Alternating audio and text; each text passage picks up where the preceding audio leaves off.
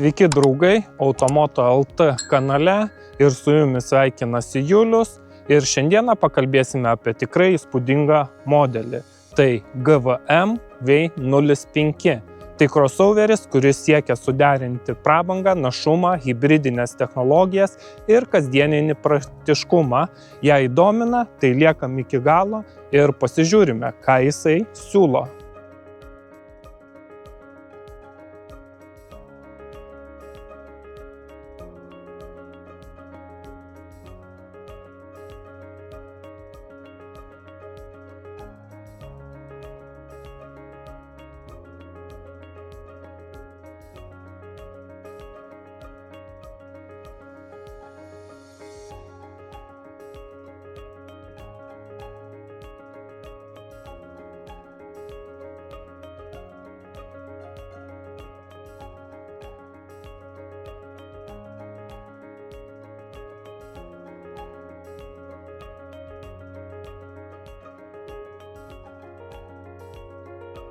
GVM V05 tai prekės ženklas priklausantis Great Wall Motors. Šis modelis yra hibridinis SUV, turintis įkraunamo hibrido konceptą.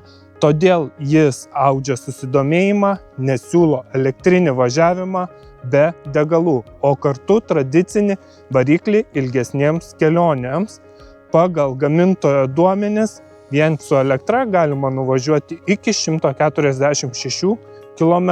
Tai tikrai neblogas rezultatas.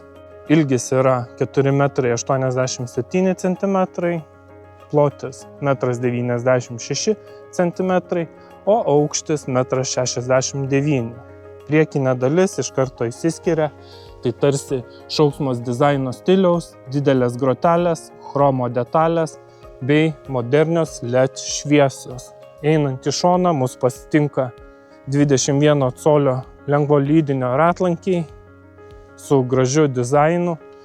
Kas labai patinka, tai kad atrakinus automobilį įsitraukia rankinėlės, atsidarome, pradėjom važiuoti, jos automatiškai susitraukia, tai pagerina dar šio hibridinio elektromobilio aerodinaminės savybės ir padeda jam dar toliau ir nuvažiuoti.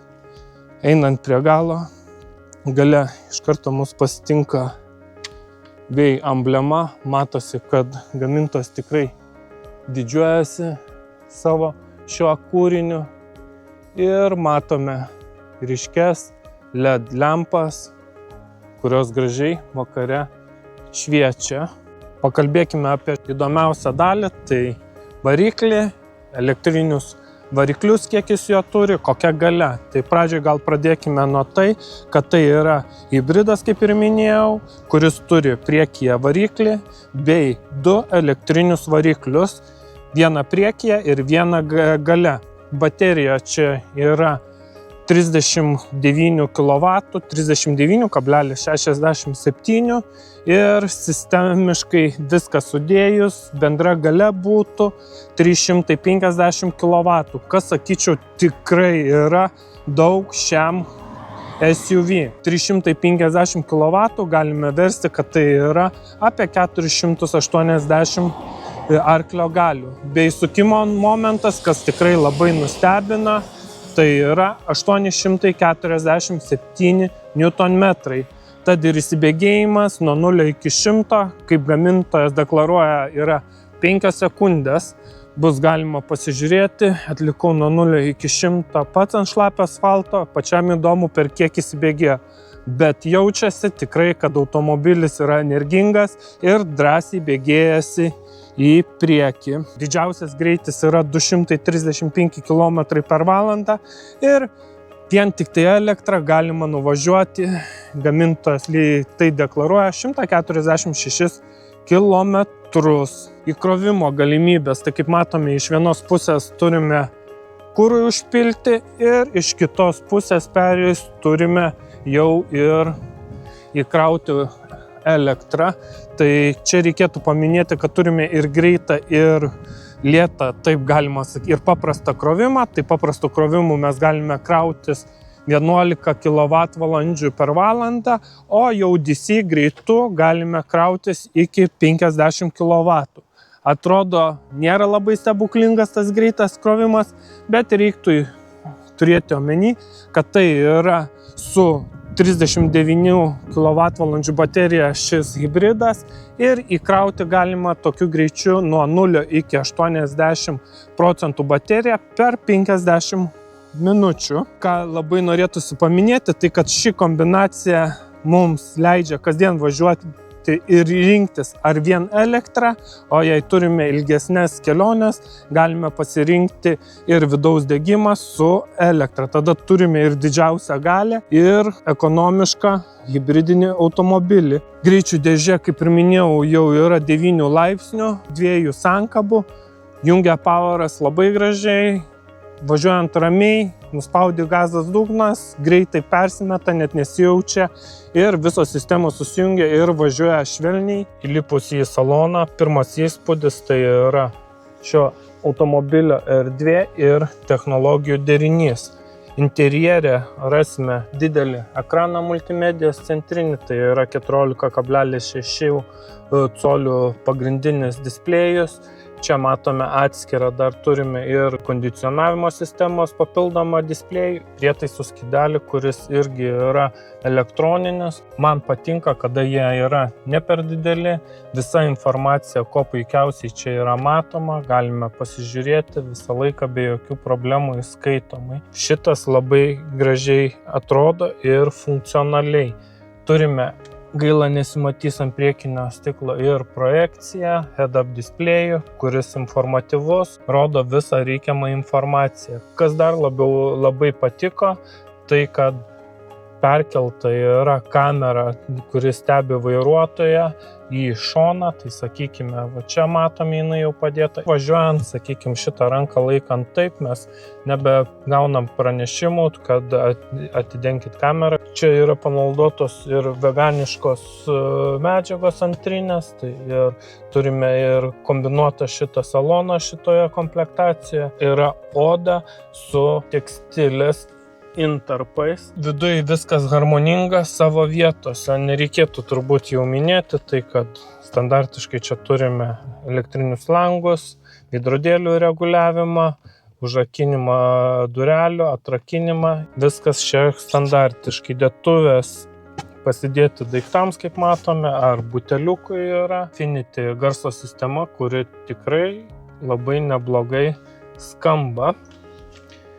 Su kondicionavimo sistema, kas labai patiko, kad netyčia nepaliestum, užsirakinti galim susireguliavus, galima liesti, niekas neprisispaudus. Kada norim vėl kažką pasireguliuoti, perbraukiam į šoną, atsirakina ir galima kuo puikiausiai naudotis. Greičių perjungimo svirtį, tai šitas automobilis eina su 9 bėgių greičių dėže, turi lygiai taip pat ir elektrinius 2 variklius į priekį ir galui. Elektrinis rankinio stabdis, autoholdas, automatiškai sustojus nereikia laikyti stabdžių, parkingas. Čia matome dėtuvę atsigėrimui pasidėti, patogu, žiūrint, pasiimti.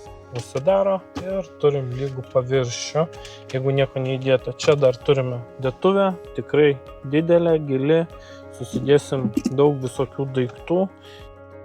Netgi čia iš vidaus yra su medžiaga uždėta, liesti malonu, minkšta. Turim USB-A, Type-C krovimui ir duomenų perdavimui. Ir ten giliau yra lizdas 12 voltų. Šitoj pusėje čia turime užpilti kūrui, bagažinę atidaryti ir hill descentas įjungti, išjungti. Garsai, nereiktų čia nieko neįsiplėsam, kiekvienoj mašinai šiek tiek kitaip, bet viskas panašiai yra. Dideli pakankamai tie yra ir čia turime ir veidrodėlis apšvietimų pasižiūrėti. Dėtuvėlę įsidėti akiniams patogiai, apšvietimas. Kalbant apie važiavimą, V05 Čia matosi tikrai stipriai padirbėjęs, važiuoklė minkšta, per nelygumus labai švelniai sugeria, o važiuojant lygiai išlaiko kėbulą stabilų ir nekrypstantį. Į sport režimą įsijungus mašina tikrai kardinaliai pasikeičia, žymiai jautresnė tampa, vairas pasidaro žymiai jautresnis į pasukimus, tikslesnis. Labai norėčiau pagirti garso izoliaciją, tai kaip matom, važiuojam užmiesčio dabar keliuku. 78, specialiai nelygus, duobėtas ir jokių plasmasės ar šalutinių garsų nesigirdi, tylu, ramu. Langai yra dvigubi, tai iš išorės iš viso ir autostrada važiuojant jokių garsų, jokių vėjo švilpimų ar kažko tikrai nėra. Taip kad su garso izoliacija galima pagirti, tikrai padirbėta gerai. Važiuoklė, kaip ir važiavimo metu kalbėjausi ir sakiau, kad yra labai minkšta, tuo pačiu ir kieta, neleidžia automobiliui posūkiuose pakrypti, jį laiko stabiliai, išcentruotai. Tai priekyje mes turime McPherson gale daugiasvirtę pakabą, o tai reiškia, kad šis hibridinis automobilis, kuris nėra nei lėtas, nei išskirtinai labai greitas, gali važiuoti švelniai, maloniai. Pabandome pasižiūrėti, per kiek įsibėgės nuo 0 iki 100. Gamintojas deklaruoja 5 sekundės, tad pasižiūrime.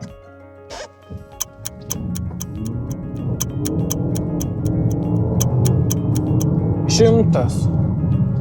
Prieš ir kompromisai, ką reikėtų paminėti, tai dydis čia tikrai, kaip ir minėjau, šio hybrido V05 nėra mažas. Kaina Lietuvoje prasideda nuo 59 990 už premium versiją. Ką reikėtų paminėti, tai kad dabar yra akcija ir akcijos kaina yra 49 990 eurų. Tai tikrai gaunate daug už šitą kainą. DC krovimas yra 50 kW. Tai nėra labai daug, bet su tokia baterija, manyčiau, ir šito DC greito krovimo tikrai užtenka, nes galime įkrauti, kaip ir minėta, nuo 0 iki 80% per 50 minučių.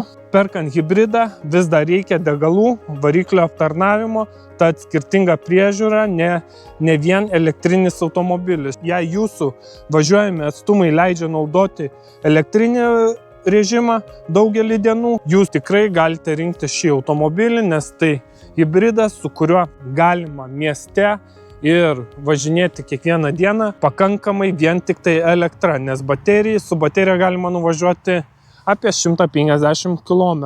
Lyginant su kitais konkurentais, tai jau prasidėtų kainos žymiai didesnės, nuo 60–70 tūkstančių ir į viršų. Taigi, apibendrinant, GVM V05 tai ambicingas modelis, kuris siekia sujungti kasdieninio mobilumo komfortą, elektrinę važiavimo galimybę, prabangą ir našumą. Jei ieškote SUV, kuris ne tik važiuoja, bet ir imponuoja, turi daug technologijų ir gali būti daugiafunkcinis, šis modelis turi daug ko pasiūlyti. Žinoma, reikia įvertinti rinkos sąlygas, įkrovimo galimybės, markės žinomumą, bet jeigu tai jūsų poreikiams atitinkantis automobilis, rekomenduočiau atvykti pas oficialų pardavėją, kas yra Jotema Kaunas, pasibandyti šį automobilį.